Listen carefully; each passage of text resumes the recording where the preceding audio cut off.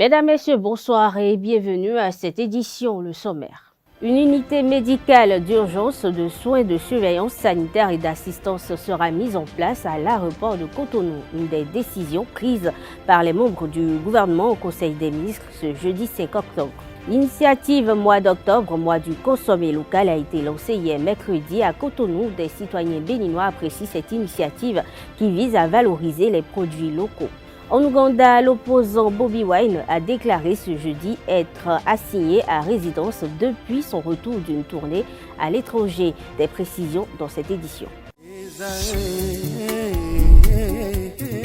L'École supérieure d'administration, d'économie, de journalisme et des métiers de l'audiovisuel ESAE offre de nouveaux challenges pour l'année universitaire 2023-2024. Étudiantes et étudiants, parents d'élèves nouveaux bacheliers, ESAE, c'est la garantie d'une formation de qualité à des conditions très avantageuses. À Gbedjromede, à Papa, à Boumekalavi et Parakou, inscrivez-vous en administration générale, administration du travail et de la sécurité sociale, trésor et finances publiques, impôts, diplomatie et relations internationales, journalisme et métiers de l'audiovisuel, gestion des marchés publics, planification et développement local, sciences économiques, sciences juridiques et toutes les filières des sciences de gestion. ESAE vous offre des bourses, demi-bourses et de réductions pour les premières inscriptions dans toutes ces filières. Waouh! En licence 1, 2 et 3 et en master, bénéficiez jusqu'à 50% de réduction sur tous nos sites. N'est-ce pas génial? Infoline. ESAE Gbedjromede, 3e rue à droite en quittant le carrefour Le Jador pour la BIBE Jéricho ou au plus 229 90 93 65 21 98 98 14 00 à Kpakpa au plus 229 52 88 33 33 à Boumekalavi au plus 229 52 88 44 44 Parakou au plus 229 52 46 12 12.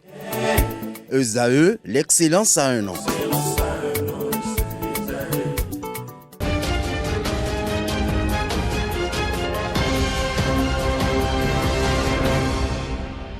Deux grandes décisions ont été prises en Conseil des ministres ce jeudi 5 octobre 2023. Au titre des mesures normatives, le Conseil a procédé à l'adoption du décret portant transmission à l'Assemblée nationale pour vote et étude du projet de loi modifiant la loi 2012-36 du 15 février 2013 portant création de la Commission béninoise des droits de l'homme en République du Bénin. En communication, il est décidé la mise en place d'une unité médicale d'urgence, de soins, de surveillance sanitaire et d'assistance à l'aéroport de Cotonou. De même, il y a la consolidation de la base de données des bénéficiaires des programmes de protection sociale. En ce qui concerne les mesures individuelles, il y a nomination au ministère de la Santé. Le ministère en charge de l'enseignement secondaire a réagi à une tribune selon laquelle l'homosexualité a été introduite dans les curricula scolaires. Un démenti a été apporté à travers l'Institut national d'ingénierie et de renforcement des capacités des formateurs. Il explique que face à la prolifération des grossesses précoces et non désirées au milieu scolaire, il a été retenu la mise en œuvre de l'initiative éducation à la santé sexuelle ESS. C'est dans ce cadre, poursuit l'Institut, que le guide de l'enseignant a été infusé des thématiques de l'ESS dans des disciplines, dont celle des SVT. Le directeur général de l'Institut, Blaise Djirouessi, relève qu'à la page 5 du guide de l'enseignant de SVT, infusé une situation d'apprentissage porte sur la reproduction et le développement chez les animaux. À l'en croire, le terme de l'homosexualité a été évoqué dans ce guide pour deux raisons. Il s'agit d'une part d'enseigner aux apprenants le contraire du terme l'hétérosexualité et d'autre part, il est question de faire observer aux apprenants que l'homosexualité ne fait pas partie de la culture béninoise. La 4e édition du mois du consommation local a été lancée hier mercredi à Cotonou. Il s'agit d'une initiative portée par le ministère béninois de l'Industrie et du Commerce et de l'UEMOA. Francis Fahami et Nancéine Fatoumbi se sont rapprochés à cet effet de quelques citoyens béninois qui apprécient la plus-value de la consommation des produits locaux. Quand on consomme local, on peut aussi être en bonne santé. Parce qu'on ne sait pas ce qu'on nous amène de l'étranger, on ne sait pas comment ça se produit. Mais ce qui est produit chez toi, tu sais comment ça se produit et tu peux le manger comme tu veux. Consommer local, c'est une très bonne chose Et en tant que Béninois, nous devons consommer local. Et je vais demander à nos dirigeants aussi de s'habiller localement. Puisque vous les voyez, nos dirigeants, souvent, ils sont dans des costumes que j'ai toujours déplorés. S'ils peuvent porter nos habits locaux, je pense que c'est bon. Ça peut s'étendre même sur un an. Vous voyez un peu? Parce que même la cherté de la vie qui court aujourd'hui, là, c'est ça. Vous voyez un peu? Quand on va commencer par manger de chez nous, là, ce serait une très bonne chose. Quand vous faites un tour dans nos marchés, nos supermarchés, nos supérettes, tout ça là, vous allez voir que la plupart, c'est des produits venus de l'étranger. Consommons local, oui, mais le coût aussi, parce que les produits locaux sont encore plus chers que les produits importés. Si c'est bien, parce que ce qu'on a importé, on ne sait pas l'origine, on ne sait pas comment ça a été fait, mais les produits locaux, on sait très bien que c'est sur notre terre qu'on a semé ça, c'est sur notre terre qu'on a récolté ça, c'est sur notre terre qu'on a tout préparé. Donc, c'est normal. Chez moi au Bénin, il y a Djongoli, il y a Abobo Fofo, Akorami Fofo. Chez moi, il y a beaucoup de choses qu'on mange qui disparaissent même. Moi, je vis à Cotonou, je ne vis pas ailleurs. Dans Cotonou, vous n'avez plus ce qu'on appelle le manioc et l'haricot rouge préparé. Avec le rouge, on ne le voit plus. Partout, c'est wow. Pour moi, citoyen de Cotonou. Mais il faut désormais que quand on nous parle de consommation local, que les gens viennent avec des trucs comme ça. Si tu prends le cas de Sourabi, c'est le whisky local que nous consommons bien. Et après ça, il y a beaucoup. Il y a beaucoup de choses. Et pour faire encore la promotion de cette consommation locale, je pense que si l'État pouvait créer une cantine publique où on va faire la promotion des produits locaux, là, c'est une très bonne chose. Qu'on demande par exemple à chaque village, pas totalement, un peu dans nos alentours, à l'alentour de Cotonou, bien dans Cotonou, ce qu'on prépare chez eux là-bas, on ne prépare plus à Cotonou. Et que les gens viennent les exposer pour que nous sachions que dans notre pays, il y a ceci, il y a ça, il y a ça. Le gouvernement aussi doit avoir un œil sur ça. Un mois là, c'est peu. Il faut que ça soit, comment dire, ça soit quelque chose de répétitif, quoi. Hein? On fait ça au moins chaque fin du mois là, c'est encore une bonne chose. Le gouvernement n'a qu'à subventionner les produits locaux pour que ça devienne un peu moins cher, pour que nous pouvons avoir l'accès aux produits locaux. Si c'est cher, les gens seront obligés d'aller vers les produits importés. Quand vous allez exiger, par exemple, je prends le riz américain qu'on avait amené, les gens n'aiment pas ça. Les gens préfèrent le riz thaïlandais, chinois, indien et autres. C'est ça.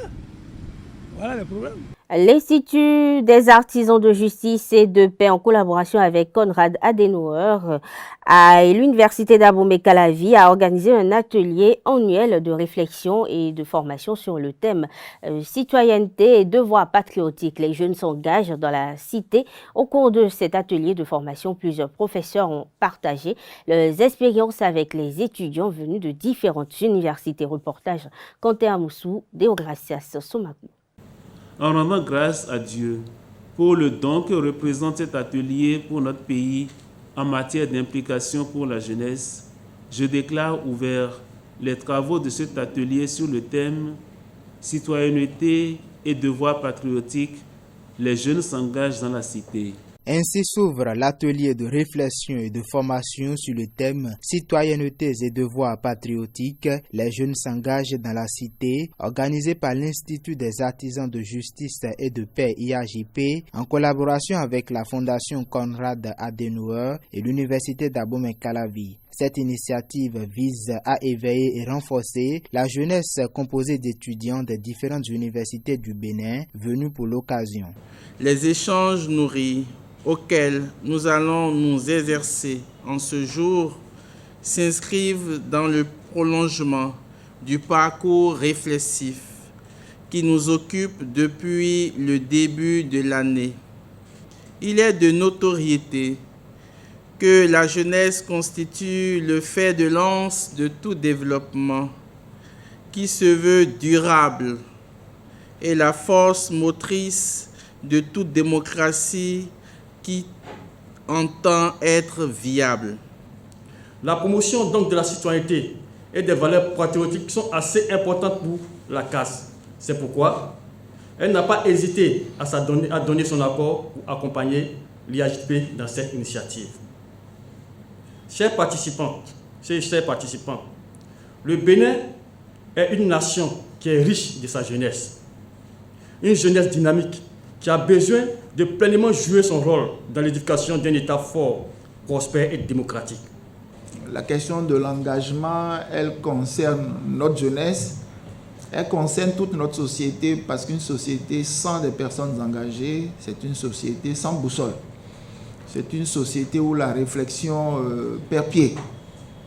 Et comme nous aspirons tous à vivre dans des pays où les citoyens et les citoyennes vivent dans un plein épanouissement, vivent en pleine conscience, vivent dans l'engagement au service de la nation, nous devons saisir toutes les occasions d'interaction. Cet atelier est meublé par 2 communications. La première sur l'état et la motivation de la jeunesse à un engagement citoyen a été présentée par le professeur Doji Hippolyte Amouzuvi. La deuxième communication animée par le professeur Albert Honokun, directeur de l'ENEAM, est axée sur la problématique patriotisme et devoirs patriotiques, redonner confiance à la jeunesse pour un engagement citoyen productif. J'ai essayé de définir ce qu'on appelle le patriotisme, c'est-à-dire nous devons considérer le Bénin comme une terre commune à laquelle nous appartenons et nous devons chercher son développement. Et vous savez que en ces temps, les jeunes préfèrent aller chercher leur bonheur ailleurs et ne s'attachent pas à leur patrie parce qu'ils pensent que quand ils restent à l'intérieur, c'est la misère. Donc on a essayé de dire comment on peut redonner confiance à cette jeunesse-là et leur montrer que les droits que vous n'avez pas ou bien qui ne sont pas exécutés et que vous pensez que le pays n'est pas bon, tout dépend de vous, que c'est en remplissant vos devoirs que vos droits seront satisfaits. Au thème de ces communications instructives, les étudiants ont échangé sur les approches pour une jeunesse au service de la nation. Plusieurs personnalités présentes telles que le professeur Anatole Laleye, Alain Feliho et la docteure Marietta Gonhoudobou ont invité les étudiants participant au militantisme. Ces derniers ressortent satisfaits de cet atelier. C'était des communications très enrichissantes sur l'engagement de la jeunesse, sur leur comportement citoyen dans l'État béninois. Donc comment être des citoyens qui participent au développement du pays et de la plus belle des manières. Je dirais que les citoyens ont ce qu'ils doivent faire pour participer activement au développement du pays, mais l'État aussi a sa part de responsabilité. J'ai noté beaucoup de choses, surtout lors de la première communication que le professeur Doji a déroulée. Cet atelier de réflexion et de formation a été sanctionné par la remise des attestations aux étudiants. L'IAJP, la Fondation Konrad Adenauer et l'UAC accomplissent ainsi une action pour garantir un avenir meilleur, un avenir aux mains d'une jeunesse patriote. Hors du Bénin, la commission d'enquête de l'ONU sur les crimes commis en Éthiopie ne sera pas renouvelée. Un porte-parole des Nations Unies l'a annoncé hier mercredi à Genève. Cette commission mise en place en 2021 enquêtait sur les crimes et abus des droits de l'homme commis dans ce pays d'Afrique de l'Est depuis le début de la guerre dans le Tigré. Son activité s'arrêtera à la mi-octobre faute de financement. Toujours hors du Bénin, le chef du principal parti d'opposition en Ouganda a été interpellé de retour d'Afrique du Sud à l'aéroport international d'Entebbe ce jeudi matin. Une photo publiée sur les réseaux sociaux semble montrer Bobi Wine entouré de 2 hommes, des agents du régime selon son parti, la plateforme de l'unité nationale. Plusieurs de ses partisans avaient prévu de venir l'accueillir en masse et l'accompagner jusqu'à son domicile. Et depuis hier, un fort dispositif policiers a été déployé autour de l'aéroport en question pour empêcher les actes criminels. La police avait mis en garde contre la participation à tout cortège censé accueillir l'ex-chanteur, jugeant de tels rassemblements comme illégaux. Selon le parti de Bobi Wine, 300 de ses partisans ont été arrêtés cette nuit. Pas de liesse populaire donc pour l'accueillir, mais des voitures blindées et des agents de sécurité. L'accueil a duré à peine quelques minutes avant que Bobi Wine ne soit interpellé puis mis de force dans une voiture et accompagné jusqu'à chez lui où il se dit depuis assigné en résidence. Une action des forces de sécurité que dénonce David Lévis Broubo-Goya, secrétaire général du parti. Pour lui, la popularité de Bobi Wine est une menace pour le régime du chef de l'État, Yoweri Museveni. Pour rappel, le mois dernier, la police avait déjà suspendu une tournée de Bobi Wine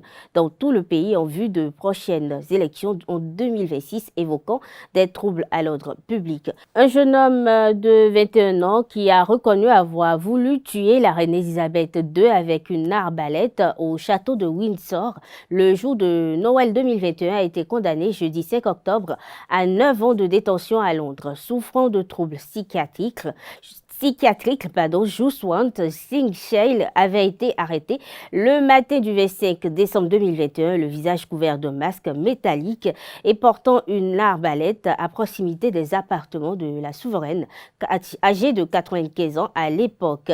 Il restera à l'hôpital psychiatrique jusqu'à ce que son état permette qu'il soit transféré en prison selon la peine hybride prononcée par le juge Nicolas Hilliard. En sport, le 21 juillet dernier, une cinquantaine de jeunes cyclistes ont fait le parcours de la route des pêches à vélo. Partis de la plage de Fidjrosset, ils ont visité la statue de Biogera avant que le peloton s'ébranle vers la ville historique de Ouidah pour la deuxième édition du Festival international des randonnées cyclistes du patrimoine 2023. Le reportage est signé Carles Kitome Ulrich Amegokboy.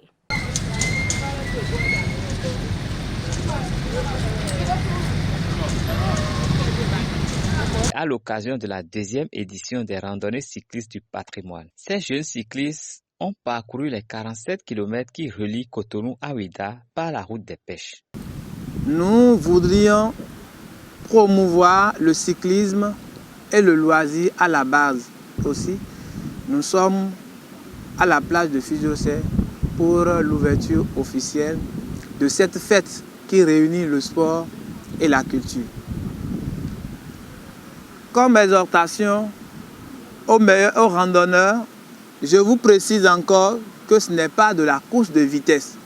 Vous irez à votre rythme et que le meilleur gagne, c'est le mot d'ordre. Et nous avons prévu, comme je l'avais dit à l'entame, 5 prix. Assure les parents, les invités ici présents, que toutes les mesures sécuritaires ont été prises pour que les randonneurs puissent parcourir les 47 km de Cotonou à Ouidah en toute sécurité. Nous aurons à visiter à Cotonou, compte tenu des perturbations, le monument de Biogera et après, nous allons continuer sur Ouidah en passant par la route des pêches. Une épreuve sportive au goût culturel abordée après plusieurs précautions. Et suivre les consignes. J'espère que vous avez fait un entraînement la fois passée. Et il faut vous rappeler de tous ces conseils-là. Et mettre ça en pratique. Ne faites pas sur le tronçon, ne faites pas de la pagaille. Il faut que vous vous respectiez. On a déjà dit que ce n'est pas une course. Il faut aller à votre rythme parce qu'il y a des petits enfants parmi vous. J'espère que vous m'aviez bien compris. Les meilleurs cyclistes de la randonnée cycliste du patrimoine 2023 ont reçu des lots et tous les participants ont découvert des sites culturels des communes de Cotonou, Ouidah et Toré. Mesdames, Messieurs, ici prend fin cette édition. Merci de l'avoir suivi. Bonne soirée à toutes et à tous.